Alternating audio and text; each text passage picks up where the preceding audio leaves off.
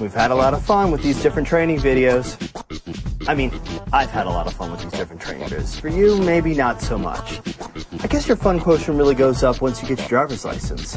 For me, my fun quotient really... look, regardless, what I'm trying to say is no matter how lighthearted we've been, there are some things that are no joking matter.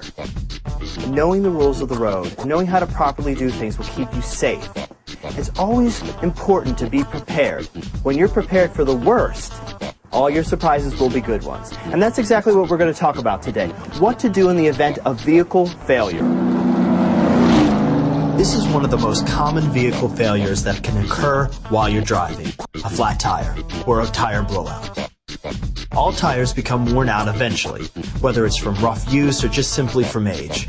Proper maintenance can help maintain their life, but eventually they're gonna die. It's just part of the life cycle of a tire. By being alert and replacing your tires once they become worn, you can generally reduce your risk of having problems with your tires when you drive.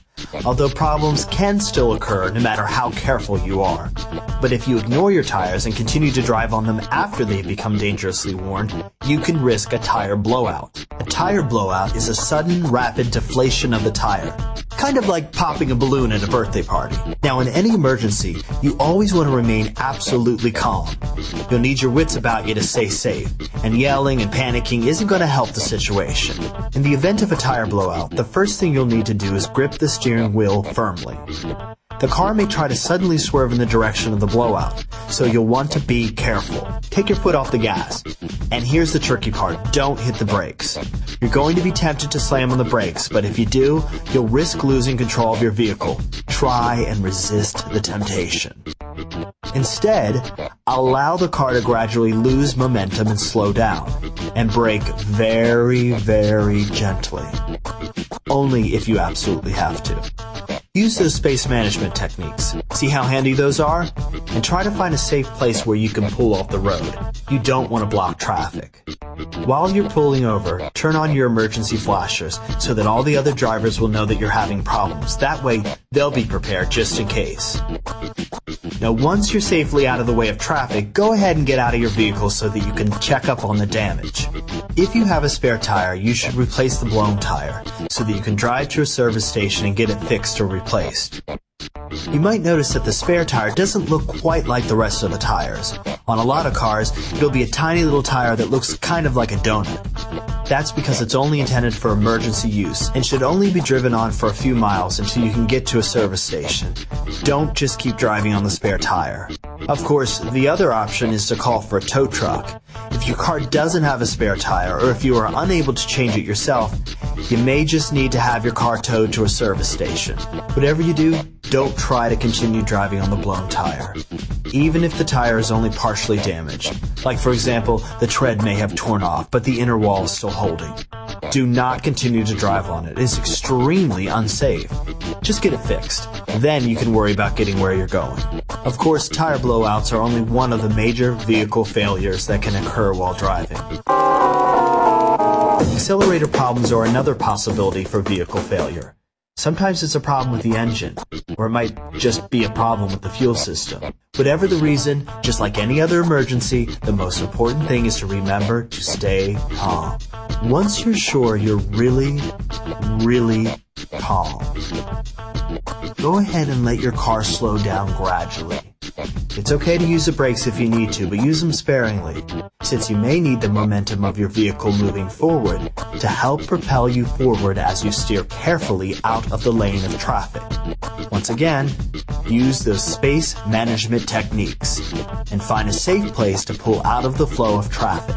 Remember to use those emergency flashers to communicate your problems to the other drivers. Once you've safely pulled your vehicle over to the side of the road, you should arrange to have your vehicle towed to the nearest service station. Engine failure is another major vehicle failure. It can occur when the engine becomes flooded, overheats, or just plain old stops working.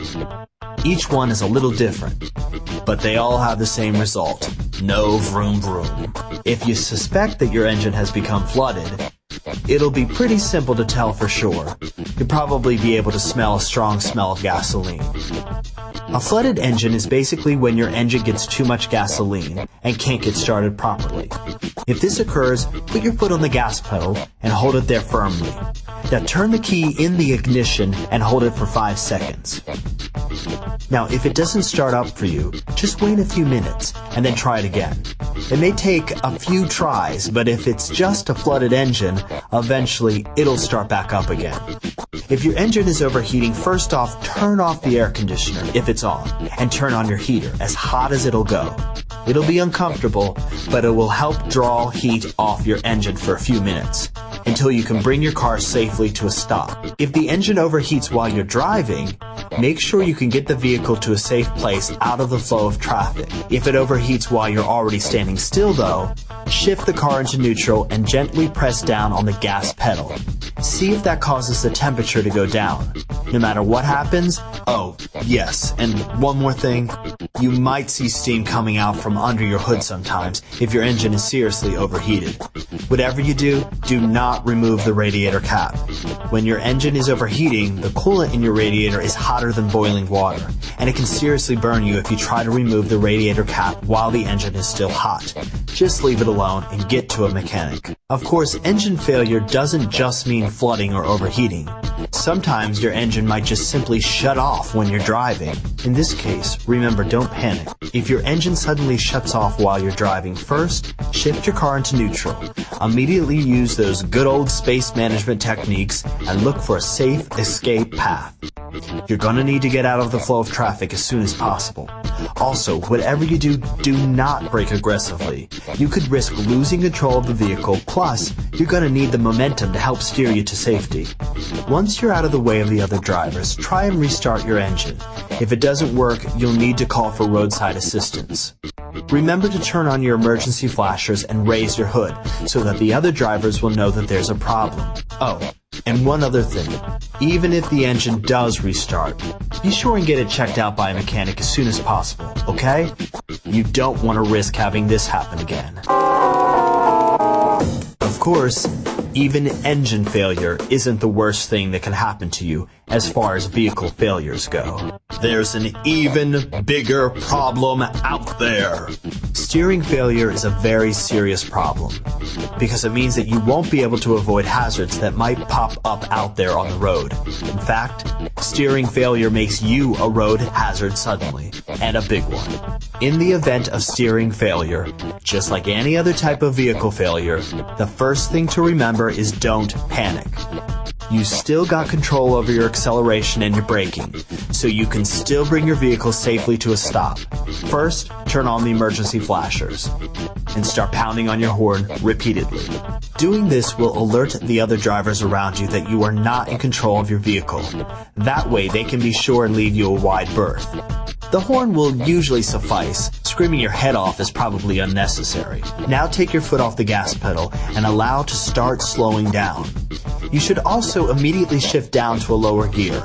If you're driving a car with a manual shifter, this will also cause you to rapidly lose speed. Finally, use your parking brake to bring your car to a stop as quickly as you can, but safely. Do not use the brake pedal. If you do, you might cause your car to swerve. And since you can't steer out of the swerve, well, it's just a really bad idea. As soon as you've brought the vehicle to a complete stop, be sure and call for assistance. Don't try to drive it again, even if the steering starts suddenly working. Just call for a tow truck and get it checked out by the professionals. Of course, there's one more type of vehicle failure that could occur that you'll need to be aware of. Sometimes, if the vehicle has serious enough problems, it can catch fire. Of course, we're not going to set this car on fire just to make an example. We don't have that kind of money. So let's just pretend that it's on fire. If your vehicle catches fire while you're driving it, be sure and immediately steer it out of the flow of traffic and get away from any people or buildings. Get out of the car as soon as you possibly can. Make sure any other passengers in the car are able to get out safely too. But don't spend valuable seconds trying to recover your belongings. Just let them burn.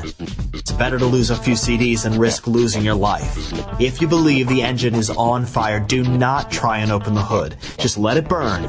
If you happen to have a small fire extinguisher in the glove compartment, which is really a very good idea by the way, and you can safely reach it before you exit the vehicle, go ahead and grab it, but don't be a hero. If there is any risk to you at all, just stay away. Let the firefighters worry about the problem. That's what they get paid to do. Oh, and one other thing. Make sure you stay a safe distance away from the vehicle. Even if you're far enough away that the fire can't reach you, there still could be a chance that your car could explode. Remember the gas in your tank and all those other chemicals running through your engine? Well, when your car is on fire, those chemicals can turn your vehicle into something similar to a grenade. If it explodes, it may send debris hurling in all directions. Even if the car doesn't explode, a vehicle that's on fire can release dangerous chemicals into the air too. Carbon monoxide, for example, which is colorless, odorless, and extremely deadly if you breathe too much of it in. It's a good idea to move well away from the vehicle to avoid any potential debris and gases. Get across the street if you can do it safely. Don't stick around to watch the fireworks. Man, I told you, we don't have the budget to be blowing up cars. What do you think this is, an action movie? That was just a cheap sound effect. Seriously, I've got the sound guy standing right here in the booth next to me. Say hi, Doug. See? Doug's good people. Recording the voiceover. The point of all this is car explosions are bad news. Look how freaked out you got when you thought your car had exploded. Play it safe and keep plenty of distance between you and the situation. By maintaining a safe distance and letting the fire play itself out, you can make sure that you keep running smoothly, even if your car doesn't.